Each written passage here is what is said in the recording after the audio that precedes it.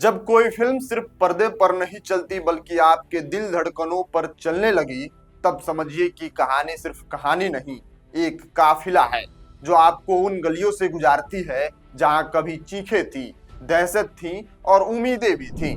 आज बात कर रहे हैं धुरंधर की, उस फिल्म की जिसने एक बार फिर हमें 26/11 की उस रात में पहुंचा दिया।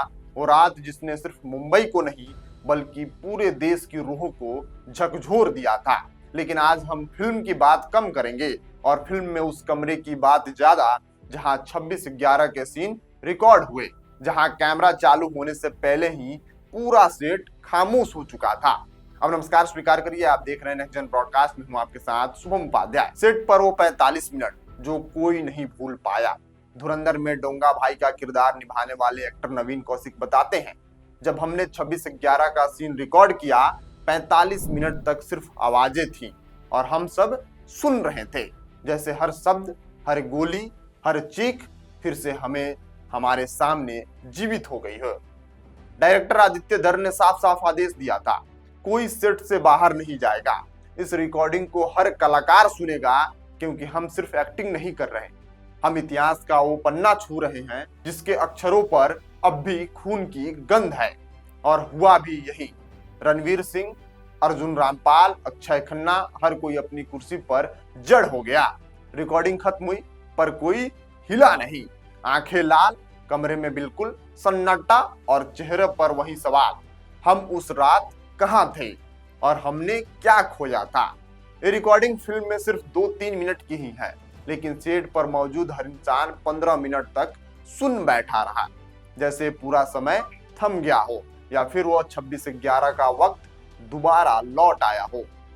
क्यों इतना भारी था माहौल?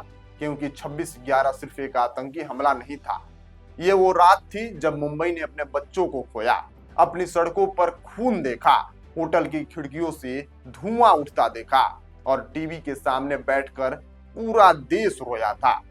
फिल्म में जब इस घटना को बताया जा रहा था तो आवाजें रिकॉर्डिंग रूम से नहीं, इतिहास के मलबे से आती महसूस हो रही थी। और शायद यही वजह है कि शूटिंग के दौरान हर कोई अपने भीतर कहीं ना कहीं टूट रहा था। धुरंधर देश की वो फाइल जो कभी बंद नहीं हुई। फिल्म सिर्फ 26/11 पर नहीं रुकती, ये आपको कंधार हाईजेक की उस दहशत में ले जाती है जहां देश की कमान को बंधक की सांसों पर टंगा देखना पड़ा। फिर आपको संसद पर हमला याद दिलाती है, जहां लोकतंत्र की दीवार पर गोलियों के निशान आज भी किसी जख्म की तरह मौजूद हैं। धुरंधर इन घटनाओं को जोड़कर सिर्फ एक फिल्म नहीं बनाती, एक लंबा सवाल भी खड़ा करती है। क्या हम वो सब भूल चुके हैं जो हमें नहीं भूलना चाहिए था? फिल्म क्यों इतनी प्रभावशाली बनाई गई? क्योंकि कलाकारों ने एक्ट नहीं किया, उन्होंने महसूस किया। रणवीर सिंह का गुस्सा सिर्फ एक किरदार का नहीं, वो हर उस भारतीय का था जिन्होंने 26/11 को रात भर जागते हुए बिताया। अक्षय खन्ना की आंखों में जो कपकपी है वो किसी स्क्रिप्ट का निर्देश नहीं, वो उस दर्द की गूंज है जो उन्होंने 45 मिनट की रिकॉर्डिंग में सुनी। डोंगा भाई यानी नवीन कौशिक का कहना है, जब रिकॉर्डिंग चल रही थी हमें एहसास हुआ कि हम किसी फिल्म का हिस्सा नहीं बल्कि किसी गवाही के हिस्सेदार बन चुके हैं। 200 करोड़ पार, पर असली कमाई बॉक्स ऑफिस नहीं है। धुरंधर ने 7 दिनों में 200 करोड़ का कारोबार कर लिया है, लेकिन ये इसकी सबसे बड़ी उपलब्धि नहीं है। इसकी सबसे बड़ी उपलब्धि है कि ये फिल्म आपको सोचने पर मजबूर कर देती है। देश की सुरक्षा सिर्फ सेना नहीं, ये हमारी यादों की चौकसी भी मांगती है। हमें याद रखना है, क्योंकि भुला देना दुश्मन की सबसे बड़ी जीत है। सेट के बाहर निकलने के बाद क्या हुआ? रिकॉर्डिंग खत्म हुई, सेट लाइट्स चालू हुई, पर लोग रुके रहे। क्रू के कुछ लोग बाहर जाकर बैठे, कुछ ने पानी पिया, कुछ चुप थे और कुछ की आंखों में बहुत तेजी से नमी साफ दिख रही थी। कहा जाता है कुछ सीन एक्ट नहीं होते, जी लिए जाते हैं, और धुरंधर के लिए यही सच है। अब इंतजार है कहानी के अगले पन्ने की। फिल्म का दूसरा पार्ट 19 मार्च 2026 को रिलीज किया जाएगा और अगर पहले हिस्से की गंभीरता, संवेदना और सच्चाई देखकर अंदाजा लगाए गए जाए तो ये सीक्वल सिर्फ फिल्म नहीं, एक और इतिहास की याद दिलाने वाला दस्तावेज बनने वाला है।